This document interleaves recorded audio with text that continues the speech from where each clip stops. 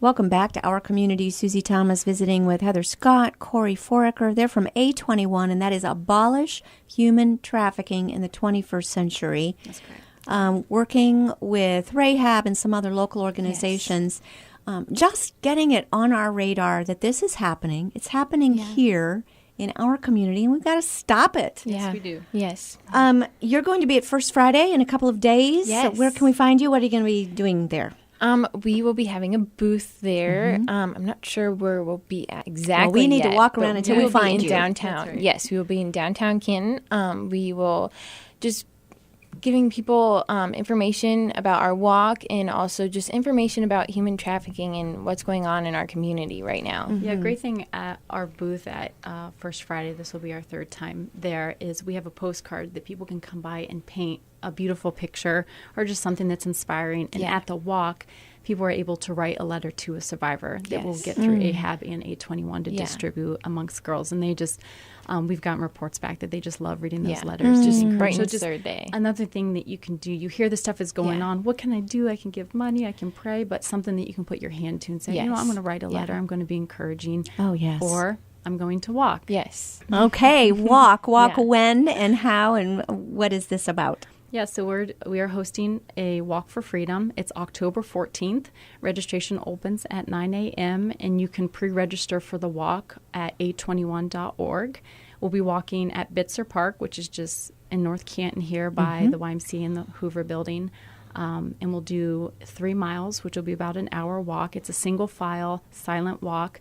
We have bandanas that will wrap around our mouths to represent that we're, standing up for the people that are voiceless, that aren't able to, stand up for Is this a freedom. walk where we raise support first, or this is just a raising awareness, not so much funds? Do we raise funds as well? Both. Yes, okay. It's both. You can fundraise if you would like. We aren't requiring it, but it would help A21 continue to rescue and restore victims of human trafficking. So anything that you guys can raise is awesome. Yes. Do we need to pre-register online? Right. When you don't need to, you can come day of walk and Okay. register there. Yeah. Pre-registering will be great. And if you register before the 6th, you can purchase a official A21 T-shirt Nice. that you can wear at the walk. Yes. And those funds go directly to A21. Yes. We also will have a donation box there at the walk where people can come and donate.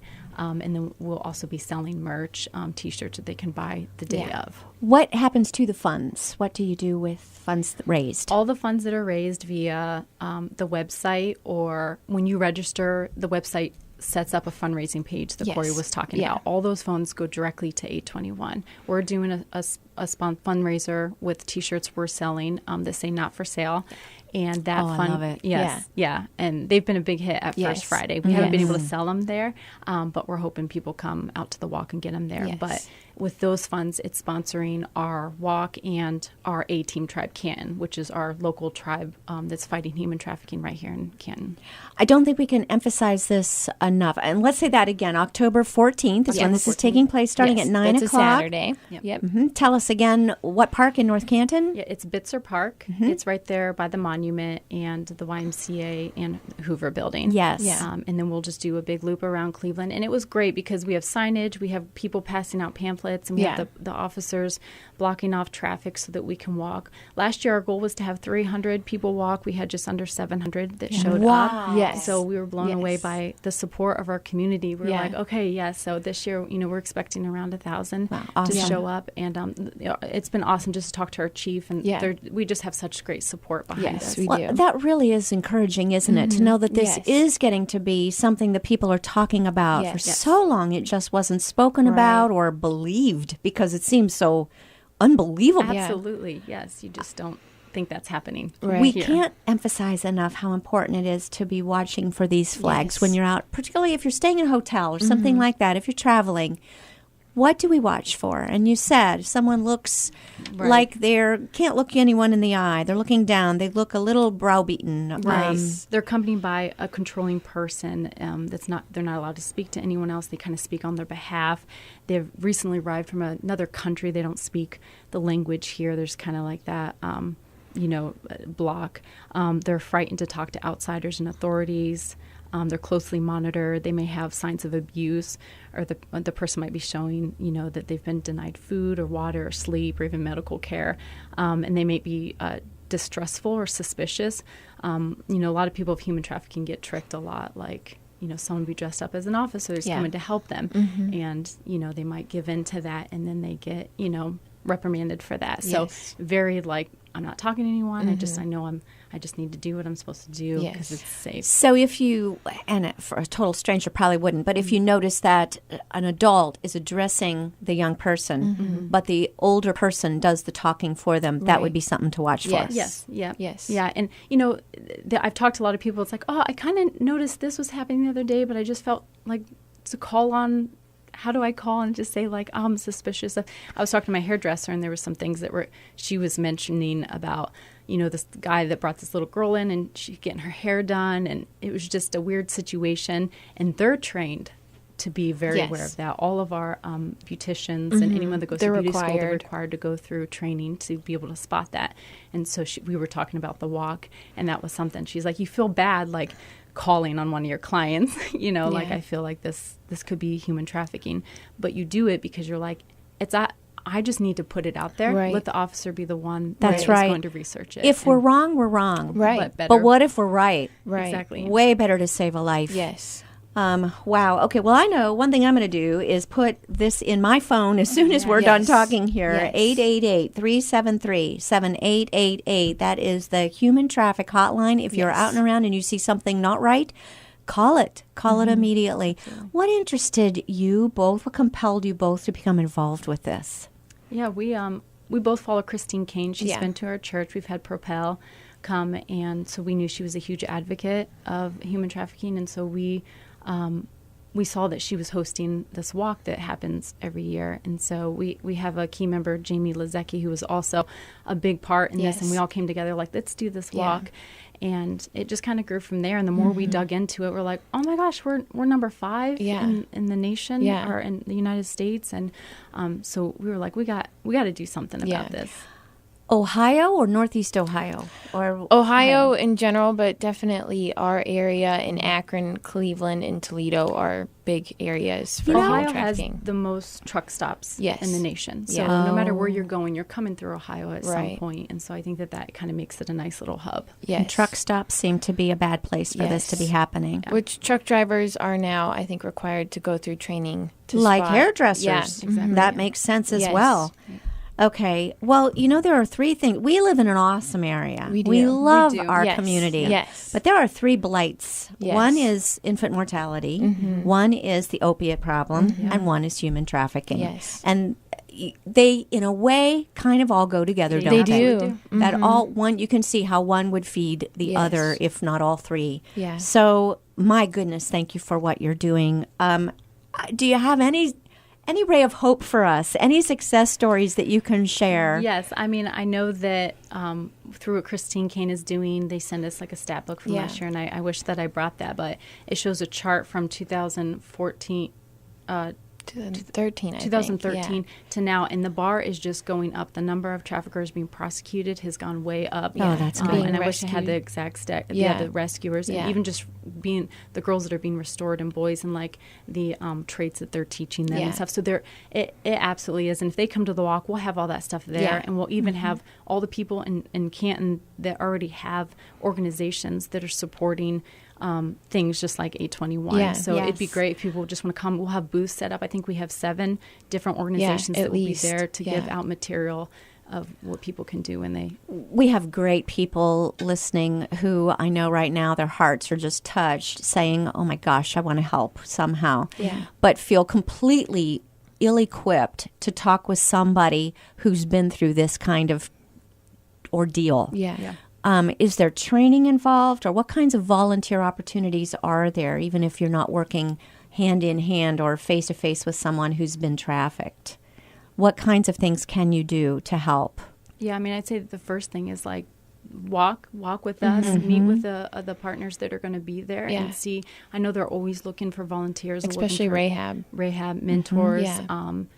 For A-Team, we have an A-Team that's outside of the walk all year. We're going to be fundraising. If Corey, you want to talk about what? Yeah, we are going to be fundraising. We want to start being able to provide, 821 actually has a curriculum on human trafficking for schools, and we want to start being able to provide that for our area schools, so that way students are just becoming more and more aware.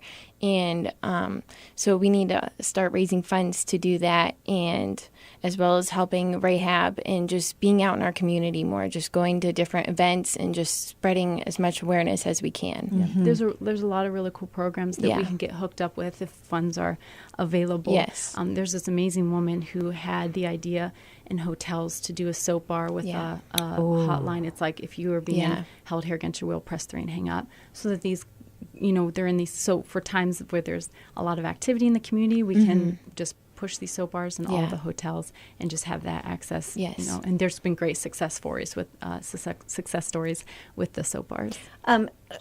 Tell us one. We've got like maybe 2 minutes left. Okay. Tell us about a person. Right. Okay. So that's been restored. Yes. Yes. Absolutely. Well, there was the woman that actually developed this plan. She had a motel that reached out to her and said, "Hey, can you provide us these soap bars? This stuff happens all the time here. We see it." So she took all of her savings and invested into this hotel for like 3 months, providing all these soap bars. Well, there was this couple that was trafficking this young girl, and she was locked in the bathroom, and the girl's like knocking on the door, "Just let me get out. I just need to take a walk and get some fresh air." And they let her out, and in her pocket was that soap bar. She got to a payphone. She was able to call someone and got rescued. Yeah. So. Yeah. And we're so grateful for some who still have the strength and the presence of mind to be able to act on that. Absolutely. And do something. For the rest of us, and for someone who would really love to be able to work with these people, is there training? How do you begin to approach and relate and talk to someone who's lived through this? Yeah, absolutely. I would say contact Rahab, and Rahab will be at the walk as well. But they're looking at, they do mentoring programs, and they actually provide the people to train the mentors. And it's just looking at, hey, we need a facility to do this. We need people that are willing to get trained. So it is out there. We need people. Yeah. You said something about a girl that you knew of that kind of fell off the grid for a couple of years. Yes. And you found out that she had been trafficked. Yeah, just here locally. She was in our youth ministry for a while, and then we just didn't know where she went. And then we were at First Friday, and she came up to our booth and started talking to us. And she actually was housed at Rahab because she had been trafficked. In downtown Canton, she was picked up. Oh, my gosh. All right, now that's terrifying because you said she was from your youth ministry. Yeah. Do kids know they need to be aware? Kids know you got to watch for scary grown-ups. Yes, right. And I think social media is one thing. Right. Like, we need to train our students and our kids with a curriculum that will help in that avenue. But, swiping right to the person that looks cute is not probably a a real great person. idea, or a real person, or allowing them to people to have access to where you're at, or having your pictures tag every location. I mean, we could go on and on of things that to not overshare on social media, and to be aware of your surroundings. Like, don't be on your phone, don't be distracted. Like, just be confident in your walk and just get to your car. Don't try and do anything else. And it's okay, isn't it, to ask one of the police or security people to walk you to your car. If you're not comfortable, goodness, yes. Yeah, definitely do that. Yeah, it's just being smart. And I think that we just think, I'm fine, nothing's going to happen to me, Right. But being aware, you put your head up, you're not on your phone while you're walking to your car, in the store. It's like, let's make better choices. Yes. On how to buddy system. Yes. Buddy system. Exactly. Yes. Yeah. Especially at the Strip. Oh my gosh! Okay, I know. You're freaking me out here. All right, Yeah, we don't need to freak out, We but don't want to I freak think out, but we No. just Just need to awareness bring of it, that's awareness right. to it. So don't get freaked out. Although I am a little, but act on this. Yes. And there are Yes. positive steps to take. Yes. Number one, have this in your phone. 888-373-7888. Heather Scott, Corey Foraker, thank you so much. We will see you on October 14th, and thank you for what you're doing in our community. Thank you. Thank you.